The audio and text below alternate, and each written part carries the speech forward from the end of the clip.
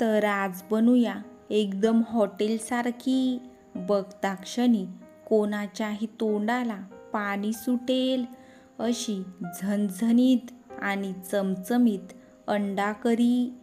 तर चला पटकन ही रेसिपी चालू करूया. तर नमस्कार, तुमचं सोनाली कुकिंग या यूट्यूब चॅनलवरती स्वागत आहे. जर तुम्ही या चॅनलवरती पहिल्यांदाच आले असाल तर नक्की या चॅनलला सबस्क्राईब करा आणि बेल आयकन दाबायला विसरू नका, की जेणेकरून माझ्या नवीन नवीन रेसिपींचे नोटिफिकेशन तुम्हाला मिळत राहतील. तर चला पटकन ही झणझणीत अंडा करी बनवायला चालू करूया. तर इथे मी एका कढईमध्ये पाणी घेतलेलं आहे आणि या पाण्यामध्ये मी ही अंडी घालून घेणार आहे आणि अंडी 15 मिनटं उकडून घेणार आहे. अंडी इकडे उकडत आहेत, तोपर्यंत मी वाटण बनवून घेते.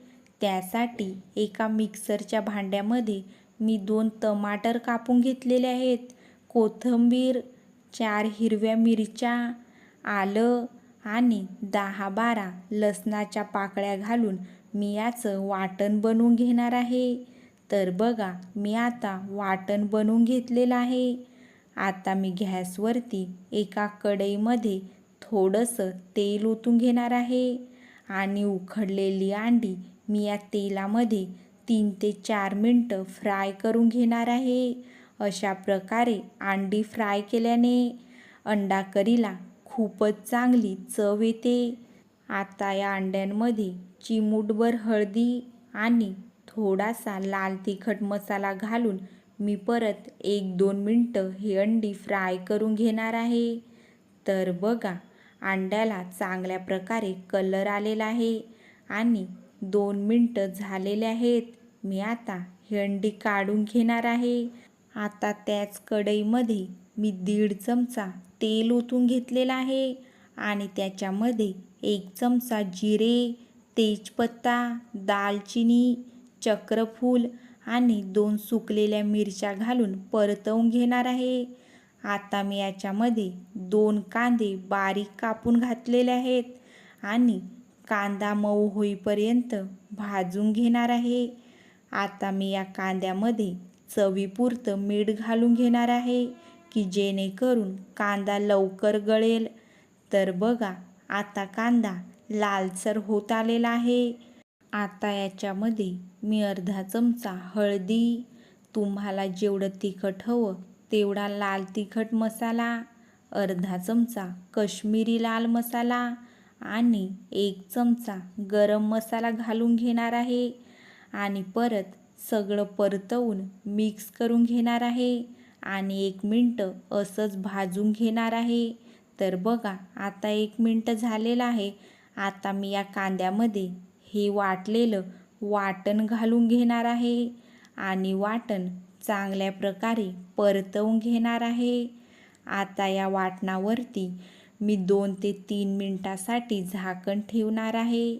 तर बघा, 3 मिनटं झालेले आहेत. मी झाकण काढून घेतलेलं आहे आणि वाटण परत एकदा परतवून घेणार आहे आणि परत 2 ते 3 मिनटं झाकण न ठेवता हे वाटण मी शिजवून घेणार आहे.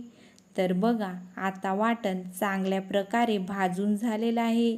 आता या वाटणामध्ये मी 1.5 कप पाणी ओतून घेणार आहे. तुम्हाला जेवढी ग्रेव्ही पाहिजे तेवढं पाणी तुम्ही याच्यामध्ये ओतून घेऊ शकता आणि झाकण ठेवून एक उकळी काढून घेणार आहे. तर आता चांगल्या प्रकारे उकळी आलेले आहे. आता मी याच्यामध्ये 1 चमचा कसुरी मेथी घालून घेणार आहे आणि परत एकदा सगळं मिक्स करून याच्यामध्ये ही फ्राय केलेली अंडी घालून घेणार आहे.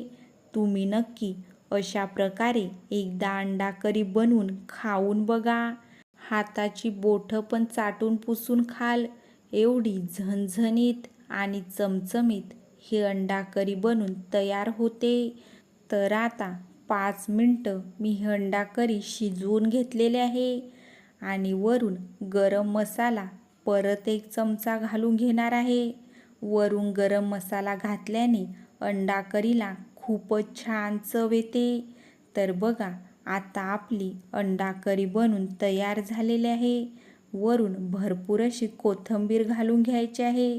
कोथिंबीर घातल्यावरती फक्त 2 मिनिटं ही अंडा करी मी शिजवून घेणार आहे.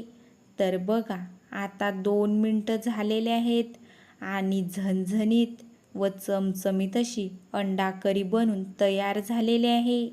तर कशी वाटली तुम्हाला ही झणझणीत आणि चमचमीत अंडा करीची रेसिपी?